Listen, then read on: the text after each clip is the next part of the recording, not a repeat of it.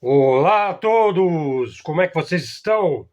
Como é que estamos neste 11 de março de 2025? Hoje, uma terça-feira em São Paulo, capital do estado. Dia mais ou menos nublado, por volta aí de 23 graus, possibilidade aí de alguns chuviscos. E já vamos direto no nosso assunto de geopolítica, comentando história, comentando os fatos realmente relevantes.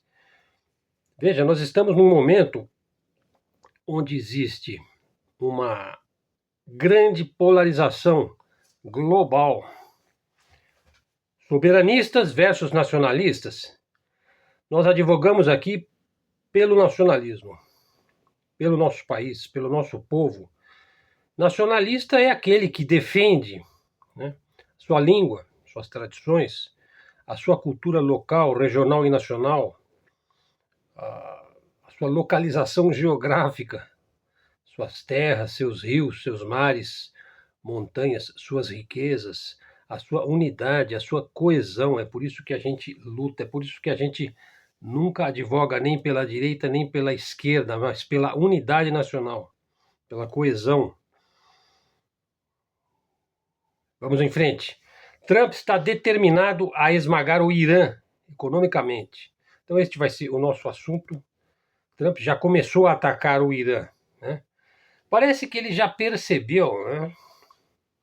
Trump já percebeu que ele não vai conseguir criar uma divisão, criar um conflito entre a China e a Rússia, entre a Rússia e a China. Quer dizer, então, o que o Trump tem a oferecer à Rússia? Veja, a grosso modo, ele tem a oferecer que ele não vai ser tão agressivo quanto o Biden, né? Que ele não vai escalar tanto quanto Joe Biden a guerra na Ucrânia, que ele vai ser menos belicista, aquele belicismo atávico dos Estados Unidos, né, de querer dominar tudo e todos, trabalhando para si, né, para o seu American Way of Life, né? Então, eu ofereço que nós não vamos ser tão brutais com você, Rússia, né? Se é só isso que você tem a oferecer, meu amigo, nós já estamos acostumados com isso daí, né? Os russos vão dizer, nós já estamos acostumados. Ontem eu fiz um vídeo sobre como a Europa insiste em levar ferro da Rússia desde o século XI, né, até hoje. Bom, então, ele disse, acho que anteontem, ele disse, se a China, a Rússia e o Irã se unirem contra os Estados Unidos é muito mais poderoso do que a China, a Rússia e o Irã juntos. Ele falou isso daí, né? Quer dizer, que ele já está começando a aceitar o fato de que ele não pode separar a Rússia da China. O que ele pode é oferecer algumas vantagens para a Rússia, por exemplo, que ele seja menos belicista na Ucrânia. Quanto ao seu famoso acordo de terras raras com Zelensky, é uma balela, né? Pois que o Lázaro Zelensky já ofereceu a Londres as terras raras, já assinou um acordo de 100 anos com os britânicos. Quer dizer que as terras raras, naturalmente que boa parte dessas terras raras já estão, vamos dizer assim, contingenciadas para os grandes financeiristas lá do BlackRock, do Vanguard, né? Resta saber se eles vão negociar com o Zelensky ou quem vier no lugar dele, de certo vai ser uma outra figura parecida, né, que os americanos vão enfiar ali na goela dos russos, talvez eles não consigam dessa vez, né? Ou se vão negociar com um soberanista, né? Que é o que a gente defende para o Brasil também, a soberania do Brasil, né? A defesa nacional e o desenvolvimento do Brasil, né? O Putin faz isso pelo país dele, né? Bom, como é que fica essa questão do Irã? Veja, então, o Trump já está atacando o Irã, né? Ele é um dos maiores inimigos, se não o maior inimigo do Irã neste século, hein? Ele está determinado a esmagar o Irã economicamente, usando a sua estratégia aí de máxima pressão, né? Objetivo: impedir, segundo a sua narrativa, né, que o Irã obtenha armas nucleares, porque aí vai ferir os sentimentos dos sionistas lá de Israel, né? Mas será esse mesmo, então, o verdadeiro motivo? Veja, a economia iraniana hoje sofre sanções brutais do Império Americano, né? O Trump movimenta suas peças aí no tabuleiro, né? Veja, então assim, ele pediu recentemente a Vladimir Putin, porque ele está tendo, segundo o que se diz, um diálogo com Vladimir Putin. Então ele pediu ao líder russo que mediasse as relações entre os Estados Unidos e o Irã. Então a Rússia entra como um mediador, já que ele parece que ele não consegue conversar diretamente com o Ayatollah Ali Khamenei, né? Bom, o Trump, a gente sabe, nunca foi simpático ao Irã. Basta lembrar que foi ele assumiu publicamente que ele ordenou o assassínio via drone do maior general iraniano, que era o Qassem Soleimani, um dos maiores símbolos da resistência iraniana. E agora, no seu segundo mandato, Trump repete: não permitirei que o Irã tenha bombas nucleares. Apesar dos dados aí da Agência Internacional de Energia Atômica indicarem que Teherã está muito longe de ter bombas nucleares, né? Quem mais incentiva essa narrativa e bate no pé que o Irã tem bombas nucleares é o Benjamin Netanyahu, aliado fiel de Trump, né? E Trump é um aliado fiel, não se sabe até que ponto, né? Veja, há anos este indivíduo aí, Netanyahu, que é o indivíduo mais bem quisto pelo lobby sionista dentro dos Estados Unidos e fora dos Estados Unidos, há anos ele propaga aí a ameaça nuclear iminente da parte do Irã, né? E com isso ele vai conseguindo mais armas, mais dinheiro, mais sanções contra o Irã, né? O fato é que as sanções estão sufocando lá o governo iraniano do Pezeshkian. Veja, mas entre as palavras, entre as narrativas e os fatos, as ações, existe um abismo, né? Então veja, o plano aí do Netanyahu de bombardear instalações nucleares iranianas não é tão simples. O Irã está fortalecido porque ele tem uma aliança com a Rússia. Então vamos dizer que do ponto de vista militar ele goza de certas primazias, né? Veja, ele tem um certo poder de barganha por causa da proteção de Moscou, né? Vamos dizer que Moscou assinou um acordo estratégico com Teherã. Isso muda, de certa forma, a dinâmica do jogo, né? Veja, a mídia atlanticista e Bloomberg informa que Putin aceitou mediar as negociações entre os Estados Unidos e o Irã. Em Riad, capital da Arábia Saudita, veja, os sauditas têm tido uma grande presença agora no diálogo, na diplomacia internacional. Lá em Riad, que é capital da Arábia Saudita, delegações russas e americanas não só debateram a crise na Ucrânia, mas também temas como a desdolarização e o futuro do Irã. Tudo isso em Riad.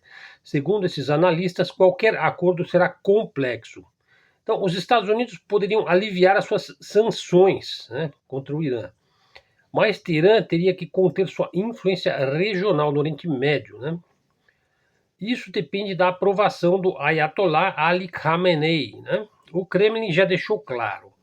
Acredita que a solução deve vir por meio de negociações. Para o governo iraniano, a participação da Rússia como mediadora faz todo sentido. Há sinais de que Washington e Moscou podem cooperar aí, inclusive em outras frentes. Por exemplo, se eles conseguem um bom diálogo no que tange as relações entre Estados Unidos e Irã, eles podem ter também um bom diálogo lá nos interesses que eles têm com relação ao Ártico, né? Um território altamente estratégico para a exploração de energia, exploração energética. O Trump e o Putin, eles priorizam petróleo, né? Ao contrário aí da agenda verde europeia, aí que vai perdendo força, né? Mas há um problema, né? Teherã não tem como confiar nos Estados Unidos.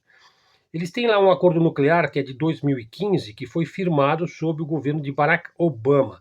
Foi sabotado esse acordo pelo Trump a mando do Netanyahu e deixou cicatrizes, né? Agora o Trump oscila entre ameaças e promessas de paz, né? Ele amacia com uma mão e com a outra ele arranha, né? Ele diz que quer um acordo de paz nuclear verificado e até sugere uma celebração no Oriente Médio quando isso acontecer. Mas até que ponto esse discurso é sincero? Não se pode confiar em norte-americanos, em estadunidenses, né? Em americano você pode confiar, né? Por exemplo, se for sul-americano, centro-americano, norte-americano, por exemplo, Canadá. Agora, confiar em estadunidense é que é o problema, né? A aliança entre Rússia e Irã serve como um escudo contra um ataque preventivo de Israel, que sem o apoio logístico e de satélite dos Estados Unidos, Israel teria muitas dificuldades em agir sozinho contra o Irã. Ele não faria isso, né? O especialista John Mearsheimer destaca que armas nucleares são a última linha de dissuasão.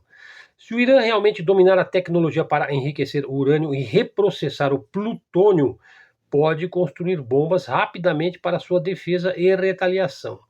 Veja, no meio desse xadrez geopolítico, uma pergunta surge: até que ponto Moscou vai tolerar uma investida de Israel e Estados Unidos contra o Irã? Com Washington e Moscou tentando cooperar em áreas estratégicas, o Trump não tem carta branca para atacar militarmente o Irã. E Teherã, por sua vez, não está indefeso. Ele conta com um certo apoio russo. Se ele for provocado, ele pode reagir com força. Inclusive, ele deverá agir com total força, inclusive para mobilizar esse apoio, para trazer esse apoio à luz, né, que é o apoio da Rússia. A questão não é se haverá um confronto, né, mas quando e em que condições poderá haver este confronto, quando é que ele poderá explodir.